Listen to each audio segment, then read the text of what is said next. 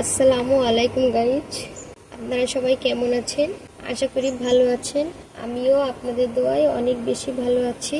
তো প্রতিবারের মতো এবারও একটি নতুন ভিডিও নিয়ে আপনাদের মাঝে হাজির হয়েছি। তো আজকের ভিডিওতে কি থাকছে দেখতে থাকুন। একটা কড়াই চুলার উপরে বসিয়ে দিয়েছি। এখন কড়াইতে সয়াবিন তেল দিয়ে দিব। আজ আমি ওল দিয়ে ইলিশ মাছ দিয়ে রান্না করব। তো রান্নাটা আমি কিভাবে করি আপনারা দেখতে থাকুন। তেল গরম হয়ে গিয়েছে। এখন এখানে পেঁয়াজ আর রসুন বাটা আছে, দিয়ে দিব। পেঁয়াজ বাটাটা আমি একটু বেশি করে নিয়েছি।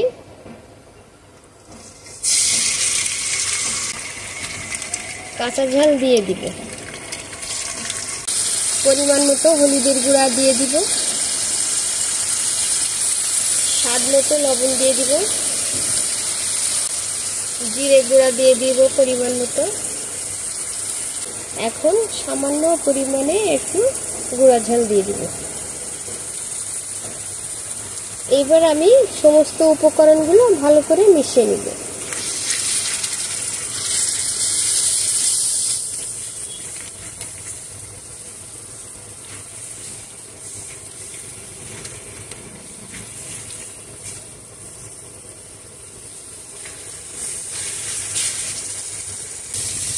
মশলাতে একটু সামান্য পরিমাণে পানি দিয়ে দিব, যাতে কড়াইয়ে না লেগে যায়।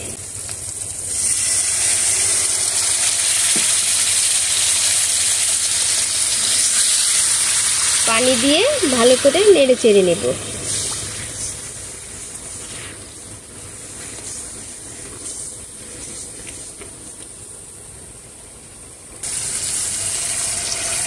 মশলাগুলো আমার ভালো করে কষানো হয়ে গিয়েছে। এখন এই মশলার সঙ্গে ইলিশ মাছ দিয়ে ভালো করে কষিয়ে নেব।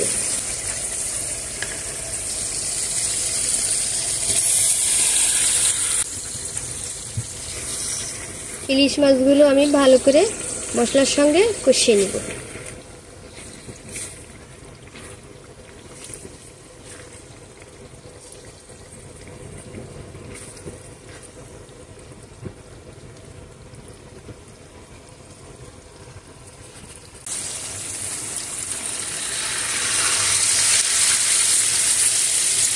মাছগুলো আমার কষানো হয়ে গিয়েছে। এই যে মশলা থেকে তেল ছেড়ে দিয়েছে, ভালো করে কষানো হয়ে গিয়েছে। এখন আমি ইলিশ মাছগুলো নামিয়ে নেব।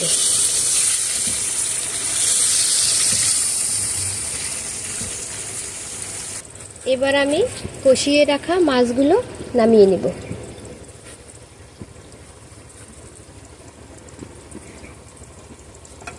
এবার আমি ঝোলের জন্য পানি দিয়ে দিব।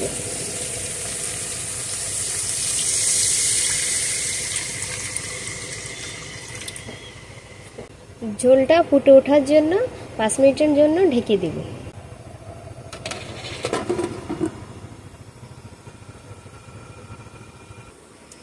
এবার ঢাকনাটা নামিয়ে নেব। ঝোলগুলো ফুটে উঠেছে। এখন এতে আমি ওল দিয়ে দিব। ওলগুলো আমি একটু সিদ্ধ করে পানি ঝরিয়ে নিয়েছি, এবার দিয়ে দিব।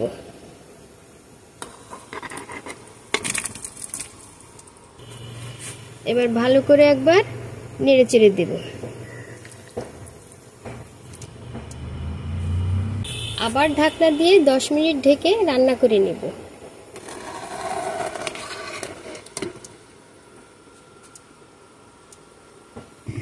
গাইজ, এবার আমি ঢাকনাটা নামিয়ে নেব।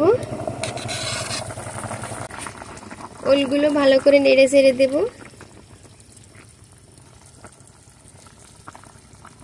ওলগুলো সিদ্ধ হয়ে গিয়েছে। এই যে এবার আমি কষিয়ে রাখা ইলিশ মাছগুলো দিয়ে দিব। এই যে ইলিশ মাছ, এবার দিয়ে দিব।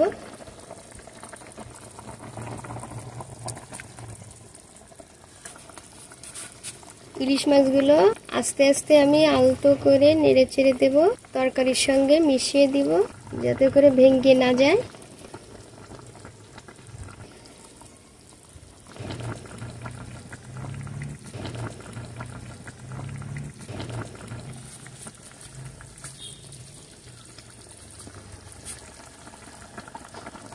আবার কিছুক্ষণ ঢাকনা দিয়ে রান্না করে নিব।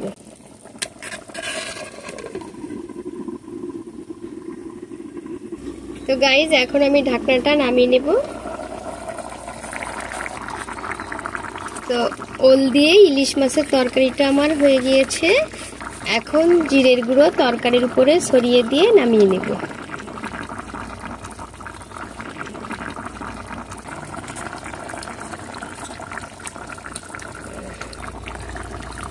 ভালো করে একটু তরকারির সঙ্গে জিরের গুঁড়োটা মিশিয়ে দিব।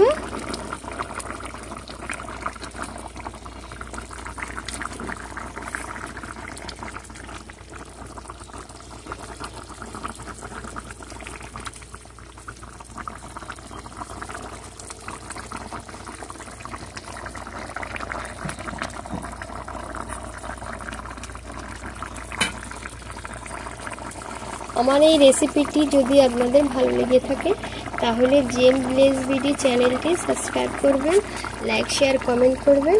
এখানেই শেষ করছি, ফিরে আসবো নতুন কোনো ভিডিও নিয়ে। সেই পর্যন্ত আপনারা ভালো থাকুন, সুস্থ থাকুন। আল্লাহ হাফেজ।